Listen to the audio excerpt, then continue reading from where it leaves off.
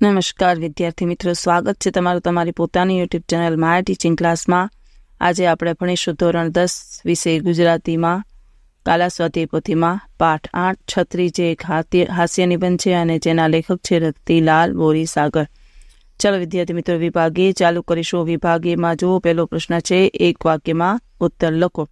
પ્રત્યેકનો 1 marks છે. પહેલો, લેખક જાણીતા સ્ટોરમાં છત્રી લેવા શા માટે ગયા હતા? તો લેખો લેખક જાણીતા સ્ટોરમાં છત્રી લેવા ગયા કારણ કે વરસાદમાં છત્રી જરૂરી હતી. બીજું, લેખકને કેવી છત્રી ગમી? તો લેખકને શ્યામા છત્રી ગમી. ત્રીજું, દુકાનદારે કરેલું કયું સંબોધન લેખકને ગમી ગયું? દુકાનદારે સાહેબ તરીકે કરેલું સંબોધન લેખકને ગમ્યું. ચોથું, છત્રી ટકતી નથી એનું લેખક કયું કારણ જણાવે છે? તો છત્રી ખોવાઈ જાય છે એ કારણે છત્રી ટકતી નથી એમ લેખક કહે છે. પાંચમું, પોતાના કુંવરને કાંટો ન વાગે એ માટે રાજાએ શું કર્યું? પોતાના કુંવરને કાંટો ન વાગે એ માટે રાજાએ આખા રાજ્યની ધરતીને ચામડાની માટીથી મઢી દેવાનો હુકમ કર્યો. છઠ્ઠું, દુકાનદાર લેખકની છત્રી શોધવામાં ફાંફા મારવાનું છોડીને શું કરવા સમજાવી રહ્યા હતા?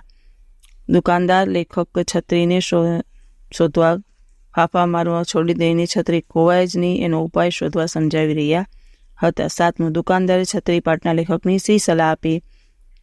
દુકાનદારે છત્રી પાટના લેખકને એમની પાસે છત્રી ટકી રહે એવો ઉપાય શોધી કાઢવા સલાહ આપી. આઠમું, લેખકની છત્રી પર શું લખાવવાનો વિચાર હતો? તો લેખકનો વિચાર પોતાનો આખો બાયોડાટા છત્રી પર લખાવવાનો હતો. નવમું, લેખકની છત્રી લઈ ગયાનો એકરાર કરતો પત્ર કયા શહેરથી લેખક પર આવ્યો હતો? જવાબ લખો. લેખકની છત્રી પર લઈ ગયાનો એકરાર કરતો પત્ર રાજકોટથી લેખક પર આવ્યો હતો.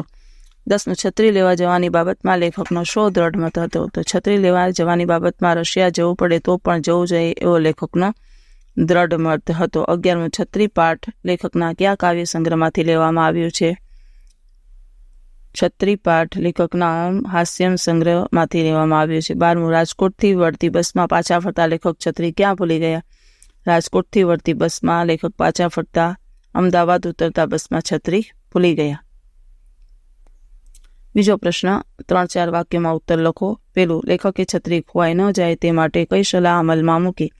લખો. લેખકને દુકાનદારે કહ્યું કે તેમને ત્યાં વેચાતી છત્રી ખૂબ ટકાઉ હોય છે, તે 1 વર્ષમાં તૂટી જાય તેવી નથી હોતી. લેખકને એમને ટકાઉ છત્રી અંગે કોઈ શંકા ન હોતી, પણ જેમને ખોવાય નહીં એવી છત્રી જોઈતી હતી. આવી છત્રી ક્યાંય મળે? આથી દુકાનદાર એમને જણાવે છે કે તમે જે પ્રકારની છત્રી માંગો છો એ કદાચ કોઈ નહીં રાખતું હોય, એટલે છત્રી તમારી પાસે ટકે એવો ઉપાય તમારે શોધી કાઢવો જોઈએ. બીજું, રાજકોટ છત્રી લેવા જવાની બાબતમાં લેખક મક્કમ રહ્યા કારણ કે લખો. રાજકોટ છત્રી લેવા જવામાં ખાસો ટાઈમ તેમ જાય તેમ તો સૌના મતે આટલા પૈસા ખર્ચીને ત્યાં જવું એ નહીં પણ મૂર્ખામી ભરી લાગ્યું. તેમ છતાં રાજકોટ છત્રી લેવા જવાની વાતમાં લેખક મક્કમ રહ્યા કારણ કે તેમના માટે પૈસાનો પ્રશ્ન ન હતો. બીજાનો છત્રી પરત કરવાની અને સજ્જનની ભાવના અને પ્રમાણે કરતા કદર કરવી જોઈએ એવો તેમનો દ્રઢ મત હતો. હવે ત્રીજો પ્રશ્ન, રાજકોટ છત્રી લેવા જવાની વાત સૌને મૂર્ખામી ભરી લાગતી હતી કારણ કે લખો. અમદાવાદથી છેક રાજકોટ રવાના બસ ભાડાના ઓછામાં ઓછા 250 રૂપિયા થાય તેમ હતા.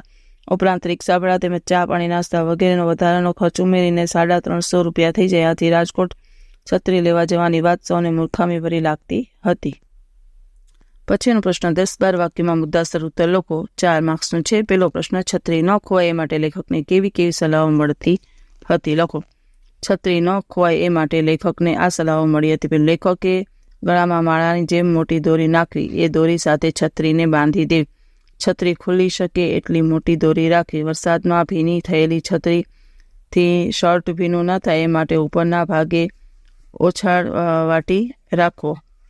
ત્રીજું, લેખકે છત્રી સાચવવા પોતાની સાથે ફરે એવો પગારદાર માણસ રાખવો. કેટલાક લોકો બહાર જવાનું હોય તે વખતે પૂરતા ડ્રાઈવર રાખે છે અને તેઓ આવા 2-3 કલાક પૂરતા પગારદાર માણસ રાખી શકે છે. ત્રીજું, તેમણે ચાતુર્માસ દરમિયાન ઘરે જ રહેવું અને પ્રભુ ભજન કર્યા કરવું. ચોથું, તેમણે છત્રી ઉપર પોતાનું નામ સરનામું લખાવું, જેથી કોઈને જડે તો પારદર્શક લખીને તો જાણ કરી શકે, પોસ્ટકાર્ડ લખીને જાણ કરી શકે.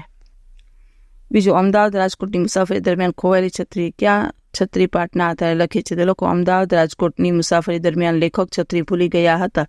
છત્રી પર નામ સરનામું હતા. એ છત્રી રાજકોટ પહોંચી ગઈ હતી. ત્યાંથી છત્રી અંગે પત્ર આવ્યો ત્યારે ખબર પડી કે છત્રી ખોવાઈ ગઈ છે. લેખક પણ પત્ર લખીને એ સજ્જનોનો આભાર માન્યો અને એ પોતાની છત્રી મેળવી લેવા ઘટતું કરવાનું વચન આપ્યું. હવે સવાલ એ થયો કે છત્રી લેવા છેક રાજકોટ સુધી જવું, એમાં રાજકોટ જવા આવવાના બસ ભાડા અને રિક્ષા ભાડાના તથા ચા પાણી નાસ્તા વગેરે મળીને 350 રૂપિયા થઈ જાય. પરંતુ છત્રી પરત કરતા પત્ર લેખકની ભાવના અને તેમની પ્રામાણિકતાના કદર કરવાના વિચારથી લેખક રાજકોટ ગયા. છત્રી મેળવી અને એ સજ્જનનો આભાર માન્યો. વળતી બસમાં અમદાવાદ પાછા આવ્યા, પણ અમદાવાદ ઉતરતી વખતે પોતાની આદત પ્રમાણે બસમાં છત્રી ભૂલી ગયા. ઘરે ગયા પછી સૌએ પૂછ્યું ત્યારે યાદ આવ્યું કે તેઓ પરત બસની ઓફિસે ગયા, પણ કોઈએ તેમની છત્રી જમા કરાવી હતી. આમ કરવા છતાં સ્ત્રી રિક્ષા ભાડાના અથવા આવવા જવામાં 80 રૂપિયા થયા. હવે છે વિભાગ સી. એમાં જુઓ પ્રશ્ન પહેલો, સાચી જોડણી. તો પહેલામાં લખો પોસ્ટકાર્ડ, બીજામાં શ્રદ્ધા, ત્રીજામાં પરિસ્થિતિ, પછી રવિન્દ્ર, દિલગીરી અને રૂબરૂ. હવે બીજો પ્રશ્ન, સંધિ જોડો. પહેલામાં લખો રવિન્દ્ર, પછી ચાતુર્માસ, સજ્જન, ઉપાય, શ્રદ્ધા અને વ્યવહાર. પછી એના પછીનું સમાસ. પહેલામાં આવશે દ્વિગુ, પછી તત્પુરુષ, ઉપપદ, મધ્યમ પદ લોપી, તત્પુરુષ અને તત્પુરુષ. પછી છે કયો પ્રત્યય રહેલો છે તે. પહેલામાં આવશે પરપ્રત્યય, પછી પૂર્વ પ્રત્યય, પરપ્રત્યય અને પરપ્રત્યય. પછી છે સમાનાર્થી, ગ્રાહક, માફી, કબૂલાત અને વર્તન. અને પછી છે સંજ્ઞાઓનો પ્રકાર. પેલું જાતિવાચક, પછી ભાવવાચક. ચા પાણી તો કે દ્રવ્યવાચક, પછી રશિયા તો કે વ્યક્તિવાચક. ચાલો પછી અલંકારોનો પ્રકાર. પહેલામાં આવશે શ્લેષ, બીજામાં આવશે ઉપમા, ત્રીજામાં સજીવારોપણા, ચોથામાં વ્યતિરેક. પછી છે માંગ્યા મુજબ રૂઢિપ્રયોગોના અર્થ.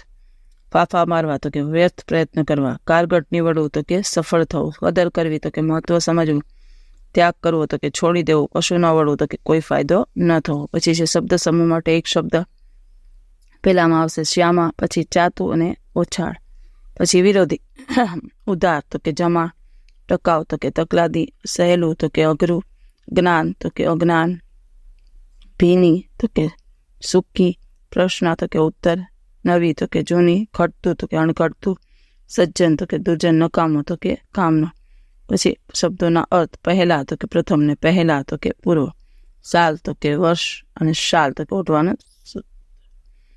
તળપડવા, શિફ્ટ, ઓછાળ તો કે ચાદર ને એકરાર તો કે કબૂલાત. હવે વિશેષણ શોધીને લખો. નાની તો કે પ્રમાણવાચક ને નાજુક તો કે ગુણવાચક. પછી ટકાઉ તો કે ગુણવાચક અને 5 તો કે સંખ્યાવાચક. હવે ક્રિયા વિશેષણ શોધીને તેનો પ્રકાર. પહેલાની સાલે તેમાં આવશે સમયવાચક, ખરેખર તો કે અભિગમવાચક, ચોક્કસ તો કે અભિગમવાચક, બસમાં તો કે સ્થાનવાચક અને સલાહો તો કે અભિગમવાચક. લખી શકો છો વિદ્યાર્થી મિત્રો. પછી ધ્વનિ છૂટા પાડો. પ્રયત્ન. જો વિદ્યાર્થી મિત્રો તમે લખી શકો છો ધ્વનિ છૂટા પાડો એ. પછીનો પ્રશ્ન છે જોડકા જોડો. કર્તરી રચના. તો મેં છત્રી ખોઈ નાખી. અને કર્મણી રચના. મારાથી પણ સ્મિત કરાયું. પછીનો છે પ્રશ્ન બીજા જોડકામાં ભાવે રચના. મારાથી ના નથી પડી શકાતી. અને પ્રેરક રચના. છત્રી ઉપર તમારું નામ સરનામું લખાવડાવો. અને વાક્ય રચના. 17મો પ્રશ્ન. છત્રી ખોઈ નાખવાના વિક્રમો 1 થી વધુ વાર નોંધાવ્યા છે. તો લોકો છત્રી ખોઈ નાખવાના વિક્રમો મેં 1 થી વધુ વાર નોંધાવ્યા. બીજું ટેલિફોન નંબર વગેરે બધું જ મેં લખ્યું. ટેલિફોન નંબર વગેરે બધું જ મેં લખાવડાવ્યું. ત્રીજું ઘરે ગયા પછી સૌને પૂછ્યું. ઘરે ગયા પછી સૌએ પૂછ્યું. ચાલો વિદ્યાર્થી મિત્રો આજના વિડીયો લેક્ચરમાં આટલું જ. જો તમને આ વિડીયો ગમ્યો હોય તો લાઇક કરશો, તમારા મિત્રો સાથે શેર કરશો અને મારી ચેનલને સબસ્ક્રાઈબ પણ કરશો. આવજો.